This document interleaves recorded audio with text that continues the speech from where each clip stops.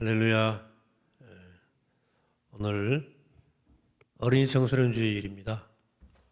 오늘 2부 예배는 여기 자리 마크된 대로 어린이 청소년들 함께 예배를 드리게 될 것입니다. 오늘 설교도 사실은 어린이 맞춰 설교를 준비를 했는데요. 1부 때는 아무래도 어린이가 없으니까 또 다르게 설교를 준비하게 됐습니다. 2부 예배를 못 드시는 분들도 같이 2부 영상으로 좀 보시면 좋을 것 같아요. 그래도 혹시 몰라서 제가 2부 예배 때 앞에 영상 하나를 좀 아이들에게 보여줄 텐데 1부 때도 보여드릴게요. 아이들이 설교를 얼마나 잘 듣는지 미국의 한 토렌스 장로교회 한 어린아이가 목사님 설교를 듣고 이 아이가 은혜를 받았어요. 목사님한테. 그래가지고는 자기 들은 설교를 자기가 이해해서 할머니에게 영상으로 전달해 주는 내용인데요. 한번 들어보시죠. 아이들이.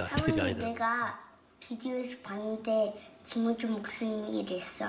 비디오 너무 감동이야. 그러니까 어떤 거지가 있었어. 근데 그 거지가 밥을 못 먹어가지고 죽을 뻔했어. 근데 그때 왕이 그 길을 거리고 있는 거야. 그러니까 왕이 이랬어. 너는 이제 내 아들이다. 너는 이제 궁전에 와서 나랑 같이 살 거다. 라고 말했어. 근데 있는 거 있지. 그리고 소년이 따라가다가 이제 왕이 말했어. 네가 나를 따라갈 거면 네가 있는 것을 다 버려야 돼. 다 버려.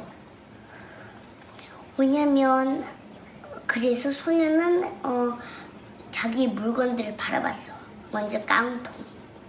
그 깡통이 없었다면 밥을 못 먹어. 굶어 죽을 뻔했어.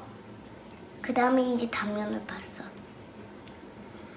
그렇게 바람이 불을 때 담요가 지켜줬지. 근데 그 담요랑 깡통을 버리라는 거야. 너무 심각하지 않아? 그리고 마지막 수저. 수저는 제일 아끼는 거였어. 수저가 없었으면 밥도 못 먹었을 거야. 수저를 가장 좋아했어. 근데 그거를 다 버려. 그러니까 왜 버려야 돼? 그냥 나랑 같이 궁궐에 갖고 가면 안 되냐고. 근데 왕의 생각 아니면 말은 바뀌지 않아. 안 돼. 다 버려야 돼. 아니면 넌 아직도 거지로 살 거야? 아니면 나랑 같이 와서 궁궐에서 살 거야? 이거 다 버리라니까. 그러니까 지금 김우주 목사님이 말하고 있는 뜻은 하나님 진짜 막 하나님보다 뭐를 더 좋아하면 안 된다고. 하나님이랑 같이 헤이븐로 갈 거면 아무것도 들고 갈 수 없어. 깡통 그런 거를 갖고 가면 지금 하나님이 보시기에는 우리는 지금 거지야. 우리는 full of sin. 여기에 sin이 너무 많아. 우린 지금 거지야. 근데 하나님이 우리를 그렇게 사랑해서 지저스를 보내서 죽었지. 그러니까 3일에 일어났어. 그러니까 요거를 다 버리고 하나님을 믿으러 헤븐로 가는 거야. 자, 이제 할머니 잘 들었지? 거지 스토리. 이제 끝이야.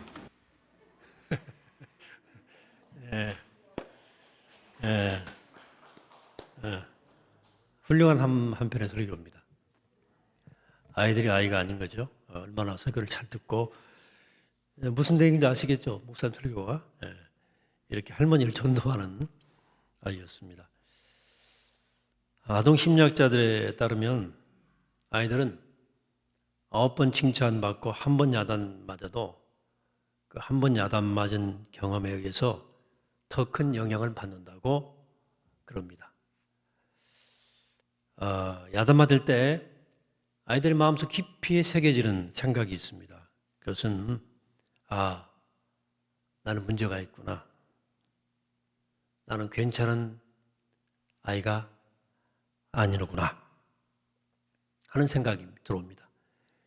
여러분, 자녀 양육에 정답은 없습니다. 각 가정의 형편과 자녀의 상황에 따라서 다를 수 있습니다. 그러나 자녀를 잘 기르는 최고의 방법이나 올바른 자녀 양육법, 이 교과서의 정답 존재하지 않지만 모든 아이들에게 공통적으로 중요한 원칙은 부모가 아이로 하여금 나는 문제가 있는 아이구나 하는 생각을 갖지 않게 해주는 것입니다. 너 문제 있다 이런 생각을 안 불어넣어 주는 것입니다. 저희 부모님, 저희 사남매를 잘 사랑으로 길러주셨습니다. 물론 아버님에 비해 어머님이 좀 엄격하시긴 했지만 아버지가 인자하고 어머니가 엄격한 것은 교육하기 위해서는 좋은 모델로 봅니다. 특별히 아버님이 자상하고 관대하셨던 것은 저희 사남매의 성장 과정에 아주 좋은 영향을 미친 것은 확실합니다. 어쨌든 저희들은 양부모님의 사랑과 돌봄을 잘 받으면서 잘 자랐습니다. 그래서 그런지 제가 상담을 공부하면서 자기 자신을 돌아보는 그 라이프 스토리를 하는 그런 과제를 많이 하게 되는데 저 같은 경우는 어릴 때 상처를 찾는 게 그렇게 쉽지는 않았습니다. 그런데 가만히 찬찬히 깊이 들여다보니까 그렇게 자상한 돌봄을 받았지만 저 역시 부모님에게서 상처를 받았다는 사실을 계속 깨닫게 됐습니다. 부모가 자식을 미워하지 않아도 아이들은 잠깐의 무관심을 미움받은 것으로 경험합니다. 또 때리지 않아도 언성을 높이면 아이는 그것을 폭력으로 경험합니다. 사랑을 많이 베풀어도 엄마 아빠 사이가 좋지 않거나 자주 다투면 아이는 그것을 민감하게 알아채고 마치 자신의 사랑받지 못한 것으로 경험합니다. 어린 자녀의 영혼은 백지장처럼 연약하고 모든 것을 솜털처럼 빨아들이기 때문에 어린 자녀를 잘 키운다는 것은 모든 부모에게 참 어려운 숙제고 너무나 조심스러운 일입니다. 우리 또한 대부분 어린 시절에 그런 상처를 경험했습니다. 그리고 그 상처들은 제대로 치유되지 않은 채 우리 안에 고스란히 남아 있습니다. 상처는 우리 안에 나는 문제 있어 라는 자의식을 심어주고 우리는 이 의식을 내면 깊은 곳에 숨겨 두었습니다. 우리가 누군가를 비난할 때 그 비난은 뭐냐? 비난이라는 것은 너 문제 있어 라고 하는 선언이거든요. 누군가가 나를 비난하면 화가 나는 이유가 뭐냐면 애써 감추고 있던 나의 문제 있음을 그 사람이 다른 사람에 들춰내려고 하기 때문입니다. 모든 갈등과 다툼, 이것은 말을 포함한 온갖 메시지를 통해서 너는 문제 있어 라고 하는 메시지를 주고받음으로 생기는 것입니다. 비난을 받으면 우리는 감추어 두었던 상처가 건드려지기 때문에 매우 불안해집니다. 이때 우리는 흔히 자존심이란 방패를 꺼내들고 방어하려고 하지만 사실은 굉장히 아주 무력한 방패일 따름입니다. 그것으로는 너는 문제 있어 라고 하는 이 칼을, 공격을 막을 수가 없습니다. 이 칼을 막을 수 있는 유일한 방패는 자존심이 아니라 건강한 자존감이에요. 자존감. 누가 뭐라 해도 나는 괜찮은데, 나는 문제가 없어 라는 강한 의식이 필요하다 그거죠. 그렇다면 어떻게 이 같은 건강한 자존감을 가질 수 있을까요? 오늘 본문 이야기에서 우리가 한번 답을 찾아보도록 하겠습니다. 유명한 본문이죠. 요한복음 본문 8장 본문에 따르면 율법학자와 바리새인들이 간음하다가 잡힌 여자를 예수께 끌고 왔지 않습니까? 그들은 여자를 한가운데 세워두고 손에 돌들을 움켜쥔 채 성난 얼굴로 금방이라도 내리칠 듯한 기세로 등등하게 서 있습니다. 누가 충동적으로 그녀에게 돌을 던지면 순식간에 너로 나도 돌을 던져서 즉시 사람을 죽일 수 있을 정도의 살벌한 분위기가 조성이 되었습니다. 그들 중에 한 사람이 예수님이 난처한 질문을 던졌어요. 선생님, 모세는 모세율법에 이런 여자들을 돌로 쳐 죽이라고 명령했는데 그런데 선생님은 뭐라고 하실랍니까? 자, 돌로 치지 말라고 하면 율법을 위반하는 것이고 돌로 치라고 하면 피도 눈물도 없는 비정한 사람이 되는 것이었습니다. 교면 함정이죠. 모든 사람들의 시선이 예수님을 지켜보고 있었습니다. 사람들의 분노와 미움과 저주의 에너지가 폭발하기 직전의 순간 한마디 말로 사람이 죽을 수도 있고 살 수도 있는 숨막히도록 긴장된 바로 그 순간에 예수님 엉뚱하시게도 하게도 조용히 땅바닥에 무릎을 꿇고 손가락으로 땅에 무언가를 쓰셨다. 그랬죠? 땅에 쓴 글씨가 무엇일까요? 성서학자들조차도 의견이 분분합니다. 어떤 사본에는 예수님이 땅에 쓴 글씨가 그 사람들의 죄목이었다고 기록되어 있는데 이것은 아마도 후대의 사람들이 이에 덧붙인 해석이었을 가능성이 높다고 봅니다. 자, 본문을 그러나 주의 깊게 살펴보면 땅에 쓴 글씨의 내용은 여기서 전혀 중요하지 않다는 사실을 알 수 있습니다. 예수님께서 몸을 굽혀서 손가락으로 땅에 무언가를 쓰신 행위는 다른 뜻을 가지고 있었습니다. 그게 무엇이었을까요? 예수님께서 몸을 굽혀서 천천히 땅에 글씨를 쓰시는 동안 사람들은 예수님 행동을 지켜보면서 침묵 가운데서 무언가를 기다려야만 했습니다. 그 느린 몸짓에서 나오는 침묵과 고요는 사람들의 마음을 채우고 있던 과격한 분노와 미움과 저주의 에너지를 쿨다운, 그 분노와 미움과 저주의 기운을 가라앉혔어요. 어쩌면 사람들은 그 잠깐 동안의 짧은 고요 속에서 내가 지금 뭘 하고 있는 거지? 라고 생각했을 수도 있고 자기 손에 쥐어든 돌이 좀 낯설게 느껴졌을 수도 있습니다. 그렇게 사람들의 마음이 가라앉았을 때 예수님께서 이렇게 말씀하셨죠. 너희 가운데 죄가 없는 사람이 먼저 이 여자에게 돌을 던져라. 그랬더니 예수님 말씀을 들은 사람들이 노인부터 시작해서 나이 많은 인간부터 시작해서 하나 둘씩 떠나가고 나이 많으니까 철이 든 거죠. 마침내 그 여인과 예수님만 남았어요. 예수님이 여인에게 물었죠. 여자여, 사람들은 어디 있느냐? 너를 정죄한 사람들은 아무도 없느냐? 그러자 여인이 대답했죠. 주님, 아무도 없습니다. 그러자 예수님께서 마지막 이렇게 말씀하시죠. 나도 너를 정죄하지 않는다. 가서 다시는 죄짓지 마라. 자, 당시 유대 사회에서는 가늠한 여인은 그 자리에서 즉시 돌로 쳐 죽여도 괜찮을 만큼 명백한 죄인으로 여겨졌습니다. 오늘의 관점에서 볼 때 사람을 그걸로 돌로 때려 죽이나 이해하기 어렵고 아무리 고대 사회라고 해도 좀 너무 야만적인 거 아닌가 난폭해 보이지만 당시 사람들의 종교적 규율과 윤리적 기준으로 볼 때 이 여자는 누구도 이의를 제기할 수 없을 만큼 심각한 문제를 가진 사람이었습니다. 그래서 사람들은 그 여인을 향해서 돌을 던지려고 그랬어요. 그들은 이 여자를 향해서 이렇게 말하는 겁니다. 너 문제야. 너 죄인이야. 알아? 너 문제 많아. 그래 예수님은 그렇게 하지 않으셨죠. 여인에게 돌을 던지면서 정죄하려고 했던 사람들이 다 돌아간 다음에 예수님은 그렇게 여인에게 말씀하셨습니다. 너를 정죄하는 사람이 아무도 없구나. 나로 너를 정죄하지 않는다. 예수님은 그 여자가 죄를 짓지 않았다고 말씀하신 것이 아닙니다. 설령 죄를 지었다고 해도 정죄하지는 않겠다고 말씀하신 겁니다. 사람들은 죄의 문제를 정죄로 해결하라고 그랬지만 예수님은 정죄하지 않음으로 해결해 버렸어요. 이게 아주 매우 중요한 포인트가 여기 들어있는 거예요. 역설적인 얘기이기 때문에 우리가 잘 새겨야 됩니다. 여러분, 죄의 문제는 정죄로 해결되지 않습니다. 죄의 문제는 오히려 정죄하지 않음으로 해결된다. 이렇게 말씀하고 있는 거예요. 이게 복음입니다.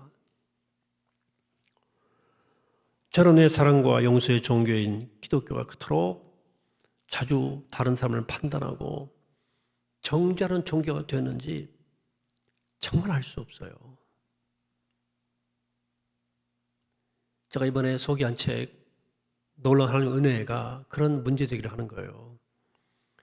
저런 예수 믿는 사람들이 예수님처럼 정죄하지 않는 길을 가려 하지 않고 바리새인들처럼 정죄하는 길로 가려 할까?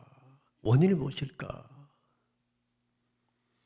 왜 예수님은 자꾸 우리에게 늘 문제 없다고 말씀하시는데 왜 우리는 끊임없이 문제가 있다고 말하고 있는 것일까?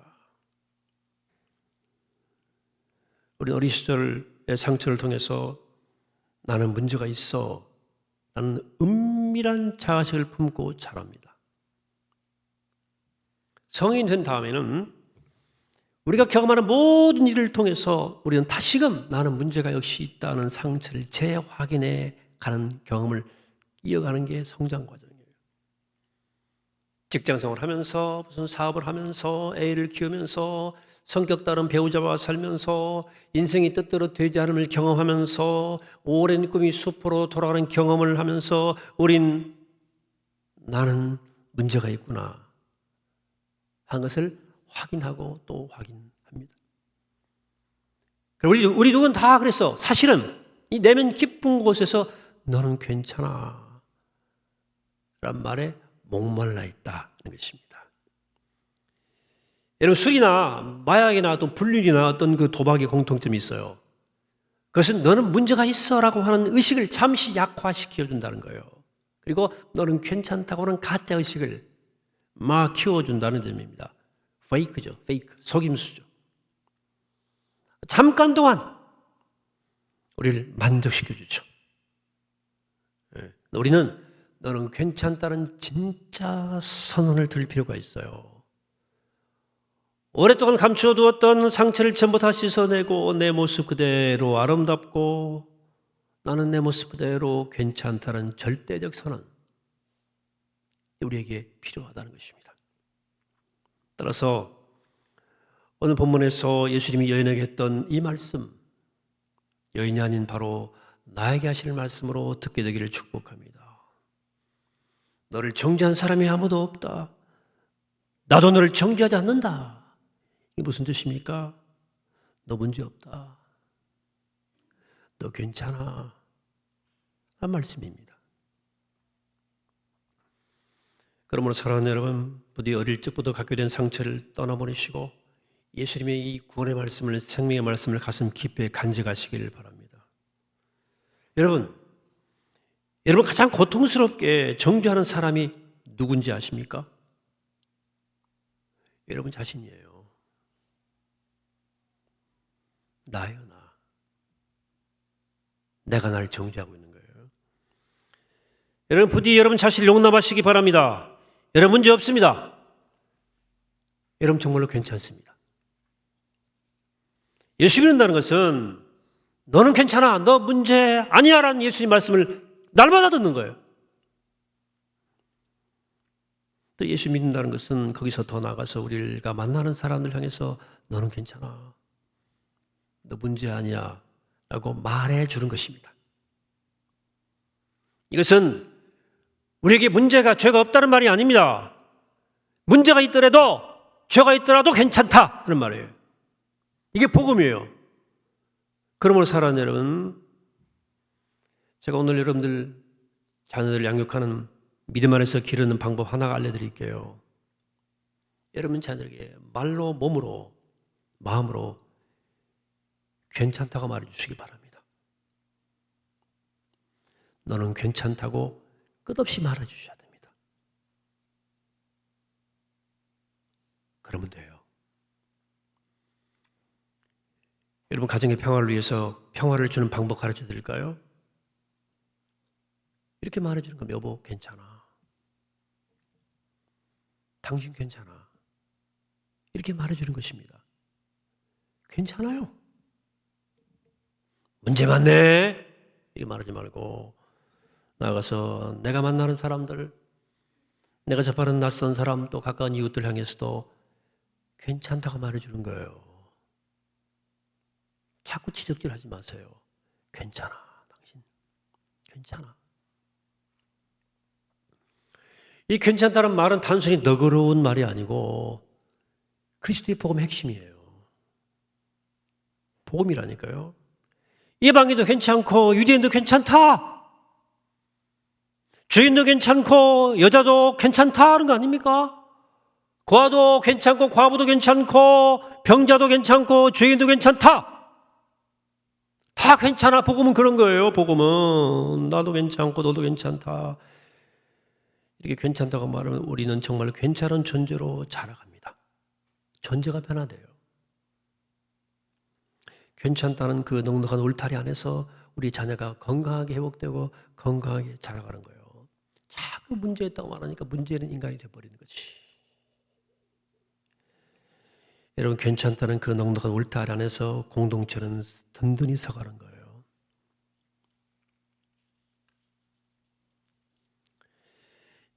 말씀을 정리할게요. 예수 그리스도의 십자가의 사랑은 하나님께서 온 인류를 향해서 너 괜찮다 라고 선언하신 말씀 그 자체입니다. 그러므로 사랑하는 여러분 괜찮습니다. 실수했습니까? 넘어졌습니까? 괜찮아요. 털고 일어났어요. 바로 그런 여러분들을 위해서, 문제 많은 여러분들을 위해서 우리 주님께서 십자가에 못 박아 돌아가셨잖아요. 그게 구원 아닙니까? 그러므로 바라기는 이 구원의 메시지가, 이 회복의 메시지가 우리 가정 가운데, 우리 자녀들 가운데, 우리의 삶 가운데 널리 선포되기를 이 아침에 주 이름으로 간절히 축원합니다. 괴로워하신 하나님, 오늘 십자가 위에 들려오는 하나님의 음성, 부활한 그리스도의 음성을 우리가 듣게 도와주시옵소서. 여전히 무언가 나는 괜찮지 않다, 너 문제 많아 라고 속삭이던 그 모든 음성 앞에 주의 말씀, 구원의 복음, 너 괜찮다, 내가 너를 위해 그 모든 대가를 지불했으니 너는 괜찮다 하는 주의 말씀 듣고 우리가 구원을 얻게 하시고 우리가 살아나게 하시고 또 그 구원을 나눠줄 수 있는, 전파할 수 있는 주님의 귀한 가정 복된 자녀가 되게 하여 주옵소서. 생명이신 예수 그리스도의 이름으로 기도하옵나이다. 아멘.